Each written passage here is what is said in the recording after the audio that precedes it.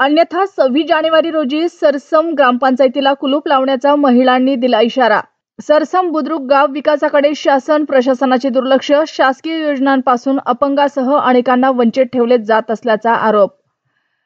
नांदेड जिल्ह्यातील हिमायतनगर तालुक्यात येणाऱ्या मौजे सरसम बुद्रुक गावाच्या विकासाकडे शासन प्रशासनाचे अधिकारी व कर्मचाऱ्यांनी जाणीवपूर्वक दुर्लक्ष केले आहे।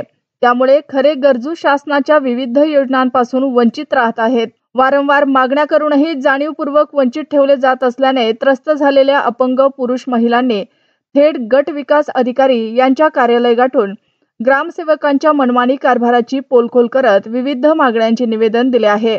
या मागण्या पूर्ण झाल्या नाहीत तर दिनांक 26 जानेवारी रोजी सरसम बुद्रुक ग्रामपंचायतीला कुलूप लावण्याचा इशारा सामाजिक कार्यकर्त्या तथा माजी तंटामुक्त समितीच्या अध्यक्षा सौ सीमाताई गोखले यांनी दिला आहे।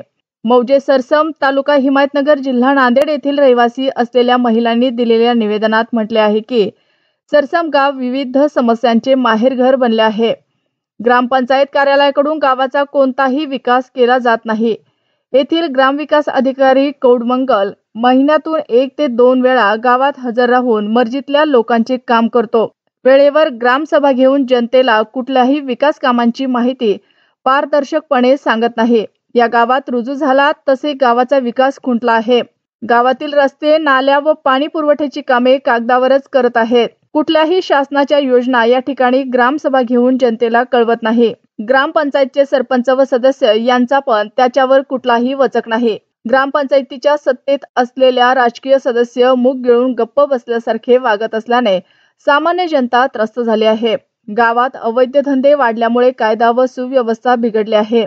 एखाद्याने माहितीचा अधिकार अर्ज केला की लागलेच वेगवेगळ्या बोगस पावत्या जोडून ग्रामविकास अधिकारी बिले काढून देऊन आपला हिस्सा घेऊन शासन व जनतेच्या डोळ्यात धूळफेक करत आहे।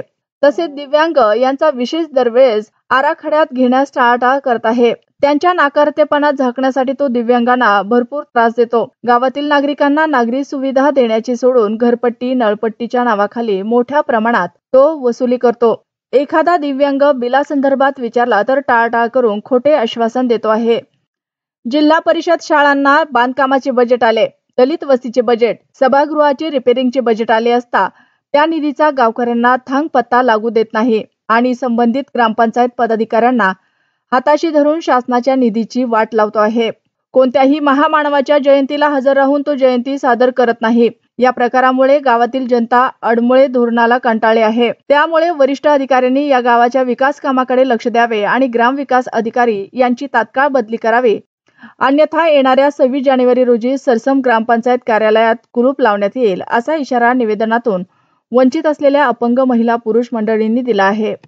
आमची 2023 पासून मागणी आहे ग्रामसेवकाकडे आणि सरपंचाकडे की जे निधी आहे तुम्हाला अपंगाला GR मध्ये लागू केलेली त्याप्रमाणे आम्हाला अपंगाला निधी द्या आणि अपंगाला घरामध्ये पहिलं प्राधान्य द्या। नंतर आमच्या गावच्या विकासाकडे चांगलं लक्ष द्या। गाववाल्याला तुम्ही कोणत्या योजनेमार्फत कळवा आणि ग्रामसभा ज्या 5 वर्षामध्ये प्रत्येक झेंडावंदनच्या वेळेस घ्या। जे लोकांच्या मागण्या हातात ते तुम्ही लोकांपर्यंत कळवा। एकही ग्रामसेवकांना आणि सरपंचानं गाववाल्यापर्यंत कोणत्या योजनेची माहिती देणं आले। व्हिडिओ कडे आल्यानंतर व्हिडिओ म्हणते गावचा सरपंचच मेन राहते।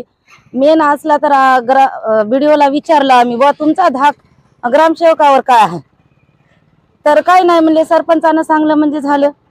आता आमच्या गावामध्ये पार्टी लेवलवरच काम होत आहे। जे त्यांच्या लेवलमध्ये हात लोक त्यांनाच मोठ्या योजनेची माहिती देतात।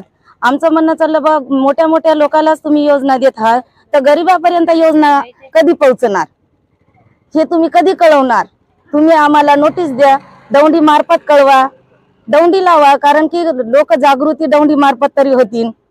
आलेल्या योजनाची माहिती द्या, जे बसन लाभार्थी हात त्या योजनेमध्ये बसतील त्यांनाच लाभ मिळेल ना, अशी मागणी आहे। ग्रामसेवकाला नेहमी बार फोन लावल्यावर वरूनच आम्हाला लेटर आलं नाही।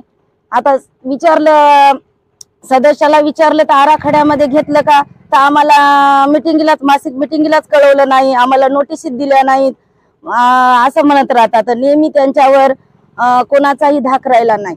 आता तुमचे काय म्हणणं काय आहे यानंतर त्याचे जर मागण्या जर नाही मागल्या? आता 26 जानेवारी पर्यंत आमच्या या अर्जावर जे मागण्या होता ते जर पूर्ण नाही केल्या तर ग्रामपंचायतला आम्ही कुलूप लावणार.